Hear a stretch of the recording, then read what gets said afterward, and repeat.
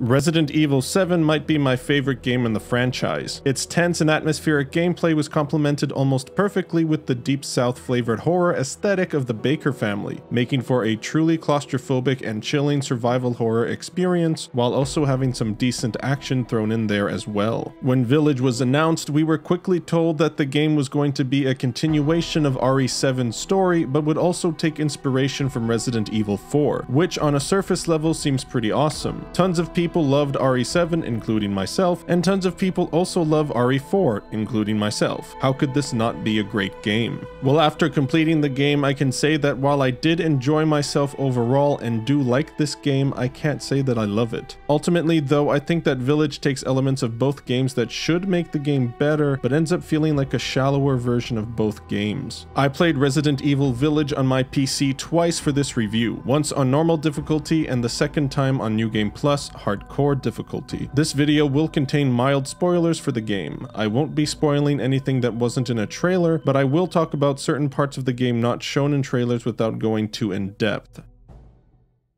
Village is a very good looking game with tons of details in the environments. Every room of every interior has little knickknacks that help sell the idea that these are real lived in places rather than environments made for a video game. Castle Dimitrescu in particular really shines and stands out as the most memorable location in the game visually. The titular village is no slouch in this regard either, with old snow-covered rundown buildings scattered across the muddy terrain where villagers went about their daily routines. The animations in the game are fantastic. In particular, the werewolves or lichens stood out with their sort of unpredictable movement patterns, and the way that enemies jerk their heads back with every headshot is incredibly satisfying. I have an AMD Ryzen 5 3600X CPU with a 1660 Ti GPU, and the game generally ran at a rock-solid 60 frames per second on my PC. However, for whatever reason, anytime one of the Dimitrescu daughters got up close and personal, it caused some major stuttering, which made one fight with the daughter a real pain in the ass. I've heard other people have had similar issues with the sisters as well. There is some noticeable pop-in and a couple typos I saw in some of the bonus content, but other than that, there isn't much to complain about. Some of the sound effects used for a couple parts feel a little weak, like when Ethan gets knocked out at the beginning of the game by being hit in the face with the butt of a rifle, or when he gets yeeted off the walkway by this big boy. It should sound like a bone-crunching blow, but it sounds more like someone punched a pillow. Overall, though, the sound design is pretty great. Hearing the growls of the lichens really puts you on edge as they slowly creep and dart towards you, and when they finally get too close for comfort, the sounds of your guns being fired are satisfying. The game's soundtrack is very good, striking a nice balance between atmosphere, franticness, and a sort of sorrowful, melancholic feeling. I would say though that I do wish that there was more music present throughout the game. Older Resident Evil games would have music playing much more frequently than modern games in the franchise do, and as a result, I think it makes the modern game's musical scores less memorable overall, since we don't hear the music as often.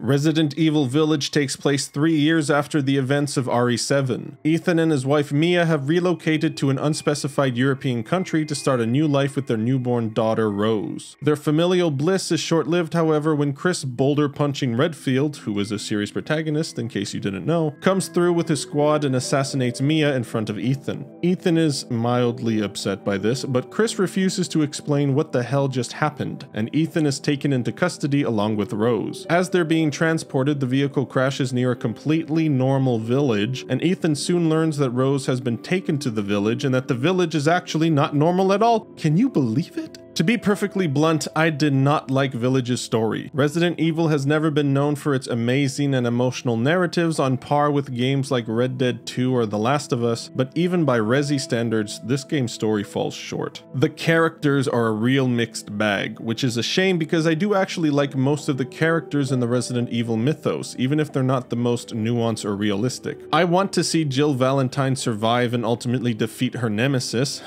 I want Leon to rescue the president's daughter, and I want Chris Redfield to punch that fucking boulder and tell Ethan what the fuck is going on in this game. Seriously, while there is a reason as to why Chris offs Mia in the beginning, and it is a legitimate reason once it's revealed, Chris's reasoning as to why he didn't tell Ethan is pretty weak. Even his own men tell Chris at one point that he should have told Ethan what was going on. I mean, I can understand why he didn't tell Ethan beforehand, but once Mia was dead, he should have just spilled the beans. Kind of like a second reveal from a different character later on in the game. There's a scene with Mia in the very beginning of the game where she's acting a little weird and saying she's worried about Ethan for some reason, but she doesn't tell him what she's worried about. And later on in the game, you find out what she was worried about, and just like with Chris, there's literally no good reason why Mia didn't tell Ethan about it. Well, there is a reason actually. It's because the developers wanted to have these things be big plot reveals at the expense of making characters act in a believable manner. But honestly, although I don't think Chris and Mia's characters are handled all that well in this game, they pale in comparison to the complete void of charisma and likability that is Ethan Winters himself. I cannot remember the last time I disliked a game's protagonist this much. I honestly think that Ethan is now my least favorite protagonist in the entire franchise. No joke. I know a lot of people actually do like Ethan in this game, but I also know that I'm not the only one who has issues with him. Every single line that comes out of this guy's mouth either made me cringe, unintentionally laugh, or just mad. And it doesn't help that the voice acting is worse than the writing. I mean, the dialogue as a whole isn't that great in this game. Sometimes you get the sense that the game's trying to go for a more goofy vibe at times, probably because that's what RE4 did, but a lot of it is played straight, and it doesn't really work for me. And although the voice acting is pretty good overall, like I just said, Ethan's performance is not. For a lot of the game, Ethan just seems like a complete dumbass, always saying shit like "what the hell's going on" over and over, and seems to be completely unable to pick up on any social cues from other characters whatsoever, even when "what the hell's going on" is pretty fucking obvious. And there's also a cutscene early on in the game where Ethan witnesses a group of innocent people being slaughtered by one enemy literally 5 feet away from him, and he does nothing to stop it, despite having a shotgun and pistol on hand and already having fought and killed a bunch of these same enemies a few minutes earlier. I was literally staring in disbelief at this cutscene like, Ethan, are you gonna fucking do something, bud? Come on, man, he's right there, he's killing people, do something! But he doesn't, and they all die. This is our fucking hero, everybody. Woo! I truly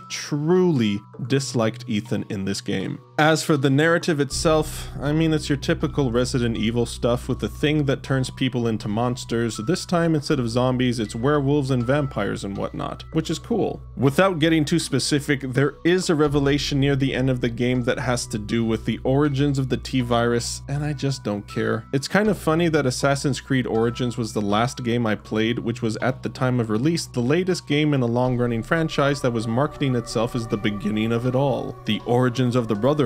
And the next game I play is also the latest entry into a long-running franchise with some revelations as to the origins of the series. Personally though, I don't care for these types of stories. I don't need the latest game in a 25-year-old franchise to reveal things about the T-Virus that were definitely made up for this game and were never planned from the beginning.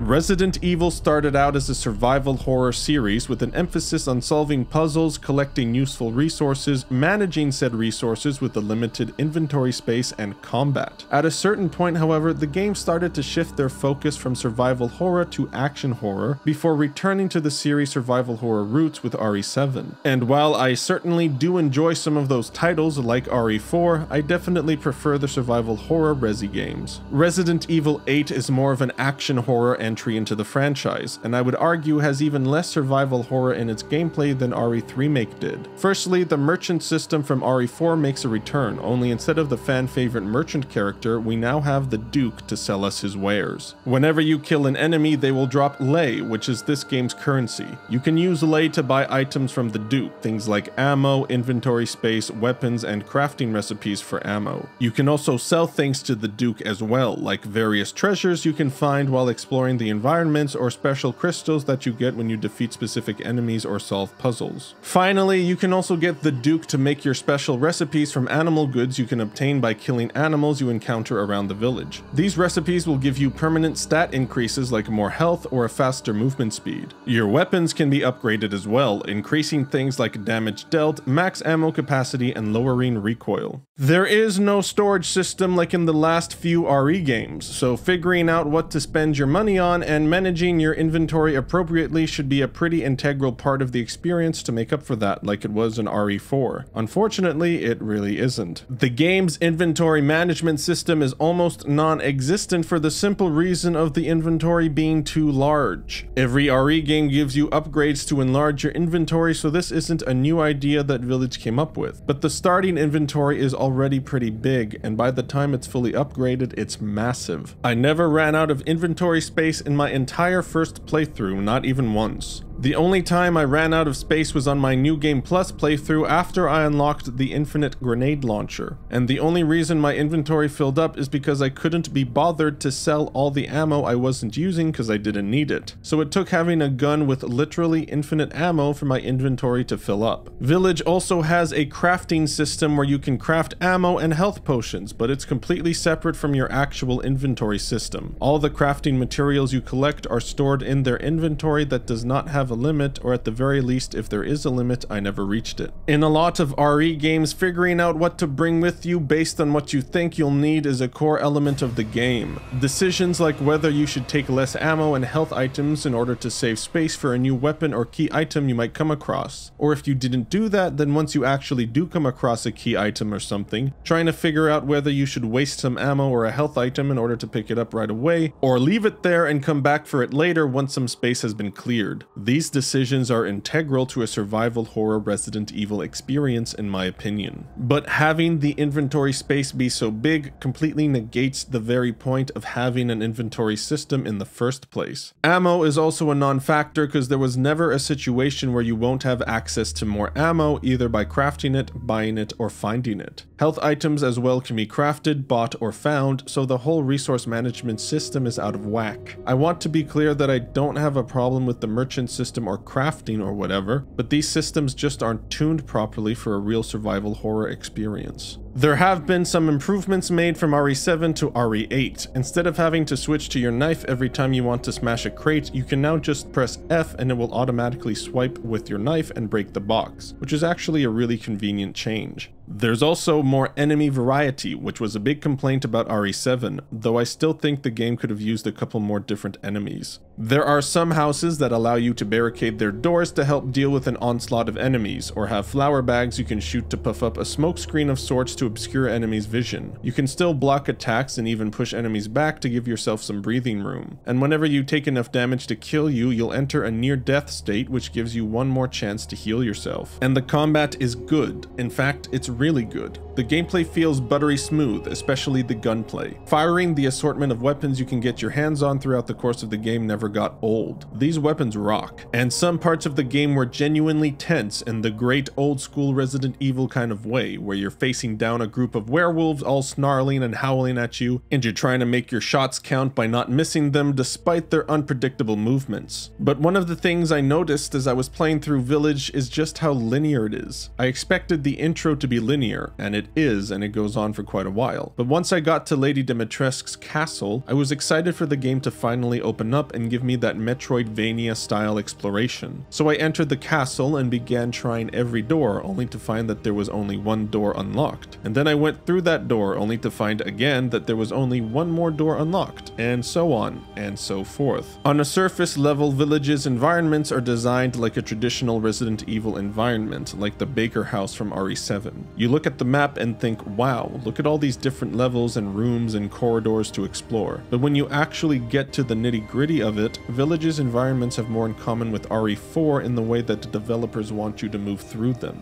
But RE4 was designed with linearity in mind, and as such had many unique and interesting combat encounters for the player to deal with throughout the game, while Village does not. RE4 was also superbly well paced, while Village definitely has some pacing issues. I just find it really bizarre how much effort went into Village to make it seem like a survival horror game while pretty well mishandling almost every aspect that you'd expect a survival horror game to have. It's like the team didn't actually know what they wanted the game to be. There's some cool bonus content here like concept art, figures, challenges, and the whole extra content shop where you can use completion points you earn from completing in-game challenges to buy things like special weapons or infinite ammo to use in-game. You can also buy the Mercenaries mode, which is a fan favorite mode mode making a return. Mercenaries is kind of like Horde mode, where you need to kill a certain number of enemies before you can move on to the next wave. There are perks you can get that can be carried over from wave to wave, and you can stack the same perk over and over to give yourself an even bigger buff. Mercenaries isn't really my cup of tea, but I do think it's a fun little mode, and if this is your cup of tea, I can see some people sinking quite a few hours into it. There is a multiplayer mode or game that is included with your purchase of Village called RE-Verse, but it isn't actually out yet and will release in a future update. If it's anything like RE3 makes multiplayer though, it's probably not going to be worth the wait. Resident Evil Village feels like a survival horror game for people who don't play survival horror games. Everything you'd expect a traditional RE game to have is here, but it just misses the mark with almost all of its design. Some of you might say that Village isn't supposed to be a survival horror game, that it's trying to be an action game. And maybe that's true, but why go through all the trouble of appearing to be a survival horror game then? Just be like RE4, 5, or 6 if that's really what the developers were going for. Village's story is also pretty bad, with an insufferable main character, but Village does have some fantastic combat, great visuals, and enemy designs, even if it's not exactly the follow-up to RE7 or the spiritual successor to RE4 that I was hoping for. But I did genuinely like the game overall despite its shortcomings, but those shortcomings definitely held it back for me. I'm going to give Resident Evil Village a 7 out of 10.